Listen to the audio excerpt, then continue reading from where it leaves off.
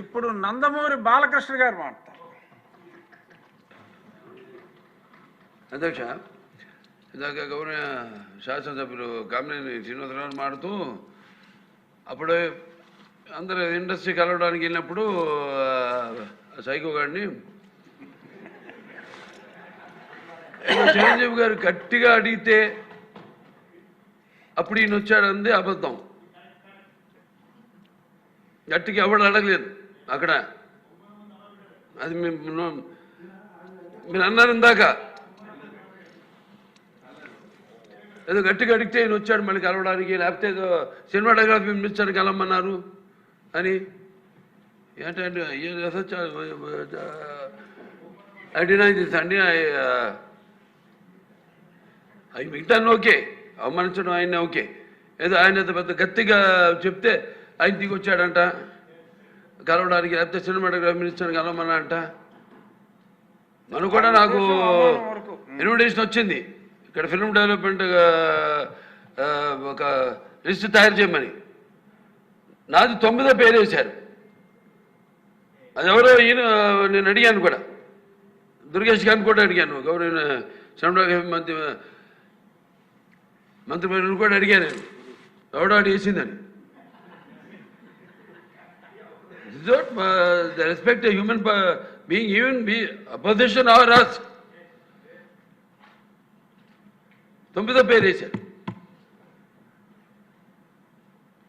ఇది అదేదో గట్టిగా ఎవడు అడిగాడు, గట్టిగా అడిగితే పంపించారు లోపలికి, వచ్చాడు ఈడు కలవడానికి. Sorry, I want to clarify this. No, very good, sir. Nonsense. గౌరవనీయ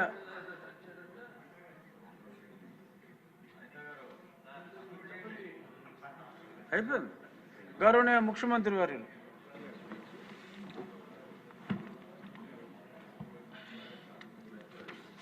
అధ్యక్ష,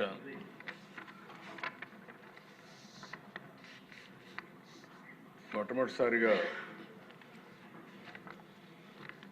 డీటెయిల్డ్గా లా అండ్ ఆర్డర్ పైన మనం చర్చ చేస్తున్నాం. 19/24 జరిగినటువంటి హ్యూమిలియేషన్, జైలుకు పోయిన వాళ్ళు, తప్పుడు కేసులు పెట్టించుకున్న వాళ్ళు, రాష్ట్రాన్ని వదిలిపెట్టిపోయిన వాళ్ళు ఒక్కరు కాదు అధ్యక్ష. ప్రజాస్వామ్యాన్ని కాపాడాలి అని మాట్లాడిన వాళ్ళందరూ కూడా బాధితులే. ఈరోజు ఇక్కడ స్పీకర్ గారు ఉన్నారు. ఆయన్నైతే నాకు బాగా జ్ఞాపకం, అయ్యన్న పాత్రుడు గారిని. కడాన ఆయన పైన పెట్టిన కేసు అటెంప్ట్ రేప్. ఈ వయసులో ఆయన పైన దట్ ఈస్ ది ట్రీట్మెంట్. ఆయన ఇంటి దగ్గర అయితే ఎంత భయంకరంగా ప్రయత్నం చేశారంటే, ఇక్కడ ఉండే వాళ్ళందరికంటే 5 సంవత్సరాలు ప్రతి ఒక్క కేసుని ప్రత్యక్షంగా మానిటర్ చేసి, మళ్ళీ నిద్రలేని రాత్రులు, మళ్ళీ వీళ్ళు జైలుకు పోతే బయట వచ్చే వరకు ఇదే పని. అడ్వకేట్స్ డబ్బులు లేకపోతే అప్పులు చేసి కేసులు కూడా వాదించిన పరిస్థితి.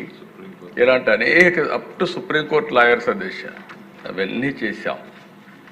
ఇప్పుడు స్పీకర్ గారు బాధితుడే, డిప్యూటీ స్పీకరు బాధితుడే, ముఖ్యమంత్రి బాధితుడే, ఎక్కువండే డిప్యూటీ ముఖ్యమంత్రి బాధితుడే, ఎక్కువండే శాసనసభ్యులు బాధితులే, మంత్రులు బాధితులే.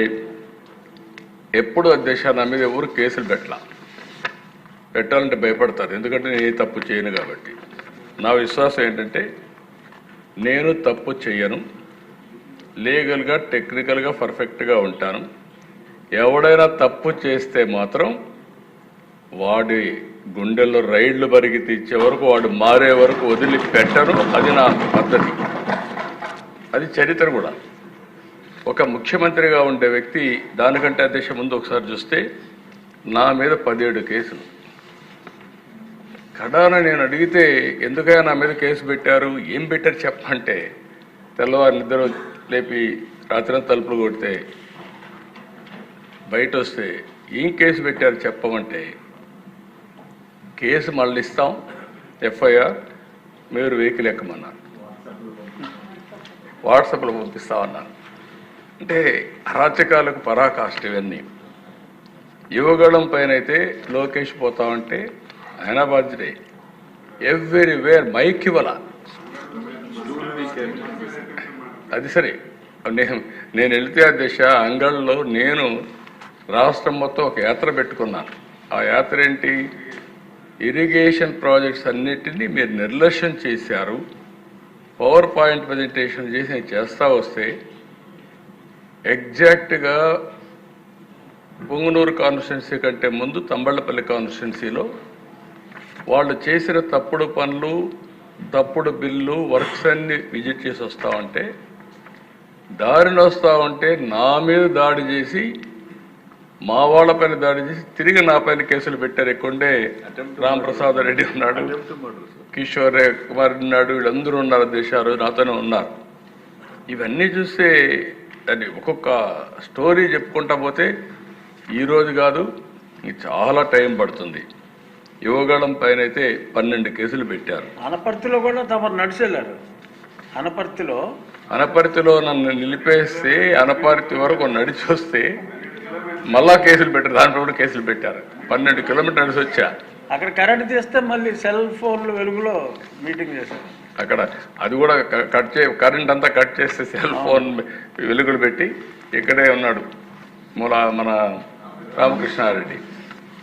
అలాంటి సంఘటనలు అన్నీ జరిగాయి. దశ అచ్చెన్నాయుడు నేను చూసి ఆ రోజు ఆయన ఫైల్స్ ఆపరేషన్ చేసుకున్నాడు. అక్కడి నుంచి తీసుకొచ్చి ఇంత దూరం అంటే అంత దూరం తీసుకొచ్చి ఆయన ఎన్ని హెరాస్ చేయాలో చేసి, ఆ కేసు ఏంటి, ఏమి ఒక లెటర్ ఇచ్చాడనో ఏదో ఒకటి పెట్టేసి ఆయన హెరాస్ చేసే పరిస్థితికి వచ్చారు. కొల్లు రవీంద్ర ఎవరో చనిపోతే ఈయన పిఏ ఆయనతో మాట్లాడాడు కాబట్టి ఈయన అటెంప్ట్ మర్డర్ కేసులో ఈయన వచ్చేసాడు. మర్డర్ కేసులో ముద్దాయి ఈయనకు వచ్చేసే పరిస్థితికి వచ్చారు. బీసీ జనార్దన్ రెడ్డి ఆయన పైన కేసులు పెట్టేశారు. ఆయన ఎదుపై జైల్లో పెట్టేసి చాలా ప్రయత్నాలు చేసి మళ్ళీ బయటకు వచ్చారు. అప్పుడప్పుడు ప్రెస్ కాన్ఫరెన్స్ పెట్టి సాక్ష్యాలని చెప్తున్నాడని ధూళిపాడు నరేంద్ర పైన అయితే కేసులు పెట్టి ఇష్టానుసారంగా బయట రానివ్వకుండా ఇచ్చేసే పరిస్థితికి వచ్చారు. జేసీ ప్రభాకర్ రెడ్డి పైన 66 కేసులు, కార్యకర్తలపై 2560 కేసులు, పులివర్తి నాని పైన 31 కేసులు, చింతమనేని ప్రభాకర్ పైన 48 కేసులు. కడ నిమ్మల రామానాయుడు ఎవరి దగ్గరికి పోడు, ఆ బ్యాగ్ వేసుకొని కరోనా రోజుల్లో కూడా, ఇప్పుడు కూడా పెళ్లి రోజు కూడా ఎల్లో షర్ట్ వేసుకొని చాలా సింపుల్గా అలాంటి వ్యక్తి పైన 20 కేసులు పెట్టారు.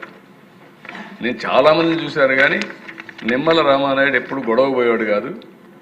రెండోది అధ్యక్ష పరుషంగా కూడా మాట్లాడాడు. కరోనా సమయంలో కూడా బ్యాగ్ వేసుకొని నిత్యావసర వస్తువులు తీసుకుని ఇంటింటి దగ్గర ఇచ్చేసి వచ్చే పరిస్థితి ఉండే వ్యక్తి. దేవినేని ఉమా పైన 27 కేసులు, ఆంజనేయుల పైన 16 కేసులు, అయ్యన్న పత్రి పైన 14 కేసులు, బీటెక్ రవి కొన్ని చెప్పుకోలేకపోయారు 14 కేసులు, కోన రవికుమార్ పైన 15 కేసులు, కాలువ శ్రీనివాసుల పైన 14 కేసులు.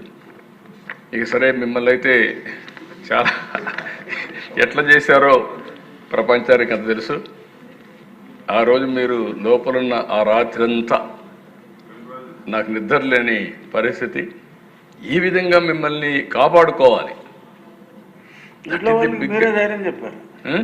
మా ఇంట్లో వాళ్ళకి మీరే ధైర్యం చెప్పారు. మీ ఇంట్లో వాళ్ళ ధైర్యం చెప్పి మిమ్మల్ని కాపాడుకోవాలి కదా. మేము అడ్వకేట్తో మాట్లాడుకున్నాం. ఏంటి పరిస్థితి?